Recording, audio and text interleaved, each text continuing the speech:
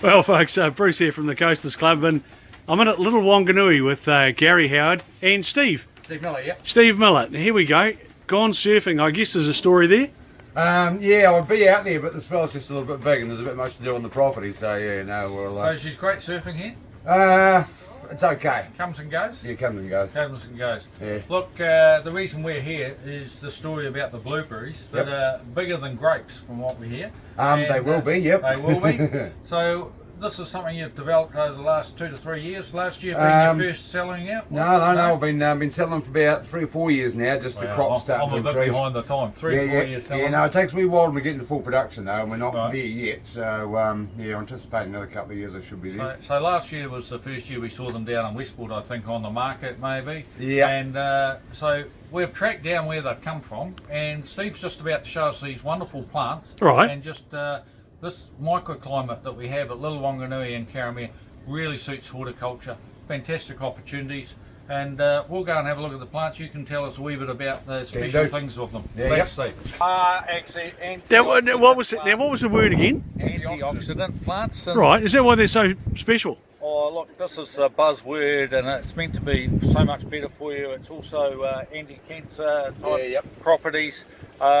But there's a lot going on with blueberries and other currants in regard to what is the best health food, and a lot of people are putting in drinks and Steve, is he pulling me chain, or is he bang on? He's bang on, yeah, yep. I mean, blueberries, I've got a couple of other crops that are a bit higher with their antioxidant value, but the taste factor is not as good as blueberry. Blueberry always wins because people just want to eat them. They taste great. Blueberries and muffins, blueberries on ice cream. Blueberry pie with apple, you know, absolutely. A handful straight off the bush. Yeah. So is that what these things here are? No, these are Aronia melanocarpa. These are North American. Them and the South American marquee berry, which I've just got down the way here a bit further, are the 2 highest rating antioxidant fruit basically on the planet. Wow. So I'm just having a bit of a play around with them, developing crops and see if I can get the market going. Basically, I eat them every day. Is that why you're in such good nick? Yeah, I'm 106. Well, you won't believe it. You won't believe it, folks. This guy's 106 years old. He's eating special berries every day, and we're in Little Wanganui, just south of Karamea. Down there, you can see the bees here, and I've just been getting area-specific honey that's come straight off the super fruit. So what's going on with the flax and that? That's what I'm doing for my mulching. I've used sawdust, but I've got such a proliferation of flaxes. I'm using them for my wind shelter here. Yeah. And because they start getting a bit messy, I'm taking the outside leaves off and putting them down. Right. And I'm finding, So I mean, you can see over here. Break down. Well, they do, but you can see the weed suppression going on up the other side there. That's one of the first rows I did. And it's the microorganisms it seems to be creating underneath. It's really beneficial, so that's what I'm playing around with, is trying flax as my mulch. Tell you what, there's a pair of fruit on there. So you're talking about, you've also planted some trees, some carry trees here. Yep. And 60 odd carry trees, and you talked about the carbon effect and what that is on the world. Yeah, yep. Carry, New Zealand carry and Californian redwood are the 2 best carbon retainers on the planet. You know, if we start losing those. That's a message for Shane Jones and his billion trees to put plenty of carry trees in. Well, I hope he's not going to go down that track of Pinus radiata, because it has to be treated, and you're going the opposite direction, you know. So we need some hardwoods. Hardwoods and larch and cedar, trees like that don't need to be treated for building. Eucalyptus, how do you find eucalyptus? I don't like the idea of it. I mean, these were here when I got here. I don't like the idea of what they do to the soil. Okay. A couple of crops of eucalypts and your soil's starting to go. Tell me about the North American berry. The Aronia. Yeah. Chokeberry. It's probably not all I can tell you at the moment. I've got some literature over there, but they're anti-diabetic, anti-carcinogenic, great for weight control, macular degeneration. There's a huge list of value of them. So you got onto those because there was an Indian tribe that actually survived the Spanish. Oh no, that was the South American ones. The South American. That was the first lot we saw. Yeah, Aristotela chilensis. Right. So the story behind the Indians and what they use it as a liquor. Well, it wasn't actually. I don't think they kept it long enough for it to become alcoholic. It was just a beverage they created, and they have a like a harvest festival, and they drink that, which I'd love to go and see at some stage. Right. But apparently they get incredible, it's a huge part of their diet, and they get an incredible amount of stamina from it. Yeah. And yeah, they managed to fight off the Incas and the Spaniards way back in the day.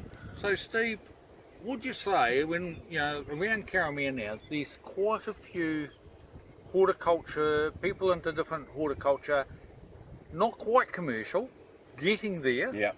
but it's actually sustaining a lifestyle for you?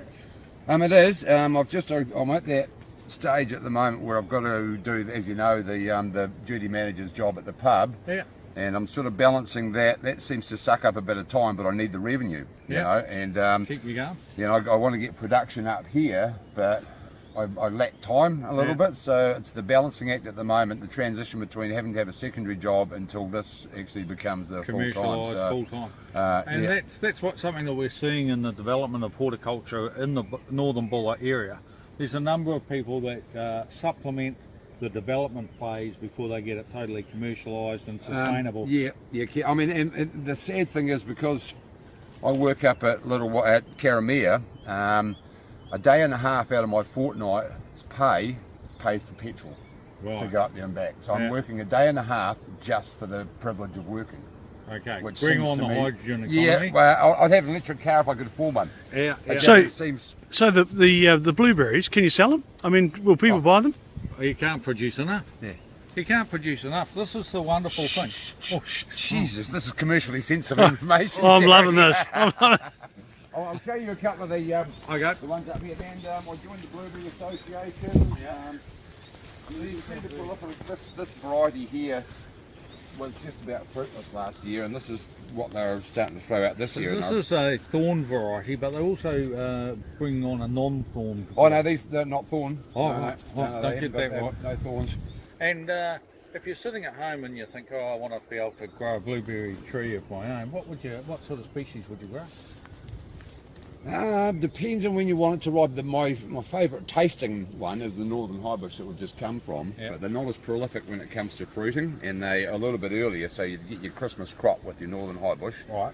But a rabbit eye, they're a bit grittier. They're still a nice tasting berry, and they're certainly very prolific when it comes to producing fruit. But you've got to wait a wee bit longer for them. Yeah. And they do with a rabbit eye. You need a couple of varieties for pollination to ensure that you get a good fruit.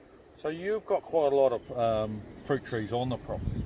Do you pick it all yourself, or you get some people in to help? No, it's all me. All you? Yeah. Well, I don't know about this year though, because the last couple of years I've pulled half a tonne a year out of here, and the idea is to level off at about 2 or 3 tonne a year, and it may go bigger than that. So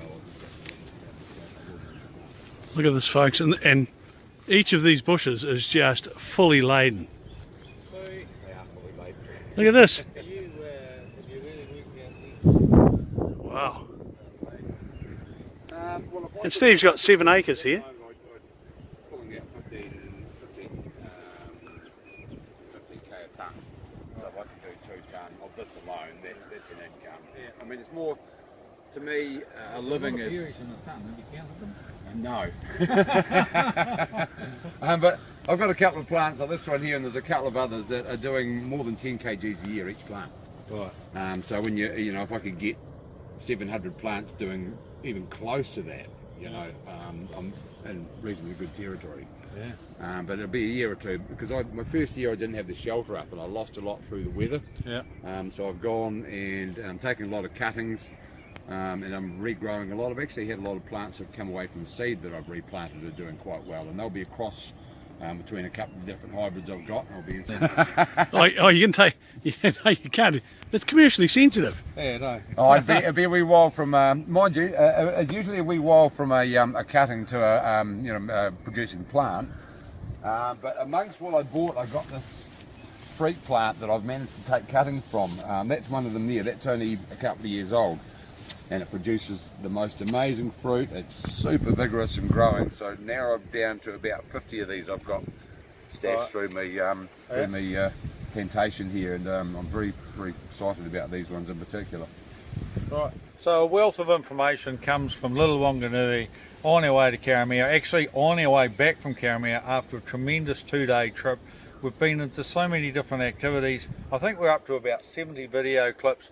Bruce, thanks very much for coming. The Coasters Club for watching. I've most probably bored you silly at times, but with having people like Steve all the way through our trip, it's just been a fabulous experience of connecting with people.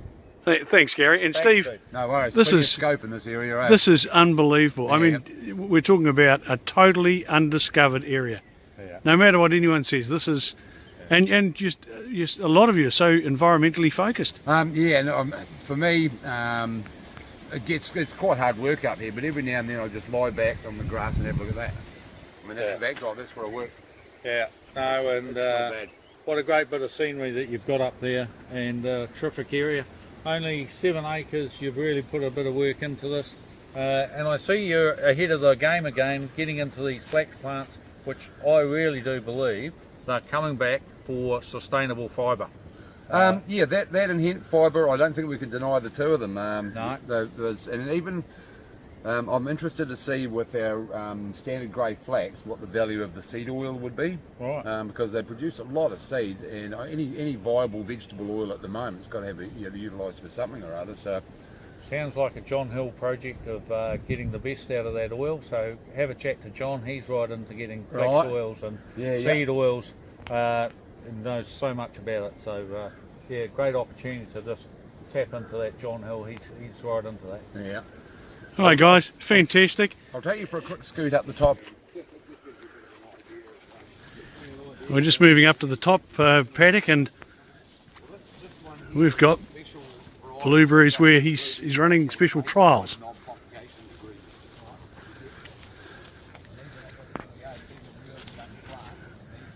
So these plants here have been in 5 minutes.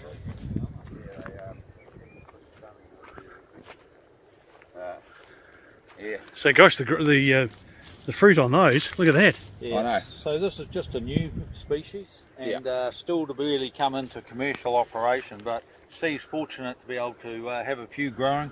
And Steve, for this young plant, that's a lot of fruit on board. It is a lot of fruit. I'm excited but daunted by the prospect of having to pick the whole lot of it. So, another couple of years it will be a major. And I'll be looking for people then. But in the meantime, you sort of got to do what you can. And if you can't afford to get labour, you just got to buckle down and get it done, really, don't you? Yeah, you Steve- gotta do that hard yards when it comes on. Steve, if you had people watching this video, and there'll be a lot of them watch it, and they wanted to contact you, can they contact you to get berries? Yeah. How do they do it? Well, actually, majority of mine, because I'm backing Vinny up at the Four Square. Yep. Yes. And I've sort of, because before that I was having to run around and deliver berries here and there, and as two fledgling industries here, we're sort of in support of each other, because Right. some of my other berries we're going to work with him for look at add value, because he's got a commercial kitchen operating there. Yes. And in payment for that I'll do my berries, because I walk in with Vinny, he cashes me up. He's got the berries. It's just a nice simple operation. So that's the Four Square shop. Next to the Four Square, Vinny's coffee house. Gotcha, in Karamea. Yeah, yeah. Well, that's both Vinny and Steve went through Co-Starters. It's a business startup course, and that's really been able to actually get their business plan down on paper, work out the viability, what they've got to do, and Co-Starters has been the most exciting course that we've ever had come to the coast for fledgling businesses or people with startup ideas. 7-week program. It gives you a business plan, but more than that, it actually gives you a whole host of people that are in a similar situation that you just tap into, and opens up a lot of doors, doesn't it? Yeah, and it reminds you of stuff that's, a lot of stuff is basically common sense, but you tend to forget that, and you need reminding every now and then of that sort of thing. To go through that, it was a lot of memory jogging, or pointing out what's basically obvious, but you may not have thought about it at the time. So it's just Pretty exciting who you meet on the journey.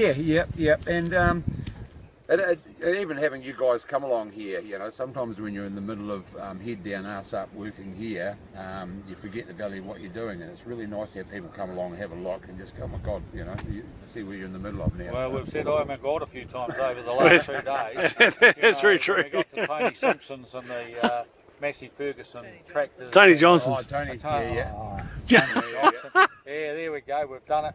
We had a good yarn to Dulcie McNabb today about the history of Karamea. Tom Volkman with tomatoes. We've gone and seen the arches. There's so many places. The airport. the golf links and eateries and accommodations all the way along. We've had a great time. This is our last little video for our 2 days. Yep. And thanks Karamea, thanks for all the people up here. Great stuff. Yeah. Gary, what do you think of that? Steve's just let us in on a secret about how he lives up here, and just taking us round to his porch where he just puts up his feet at the end of a hard day's work. And just look out what he's got. He's got a bit of tropica. It's blooming amazing. The ducks he's got out there, nice blooming pond, and what a great setting it is. It's not bad, is it? Yeah, right here in the heart of Little Wanganui. He has a man done it himself, put all the garden round, palm trees everywhere, all these exotic plants that we've never heard their names of before. And Steve, again, thanks very much for sharing. No worries. It's been really good. Yeah, love showing it. Good on you.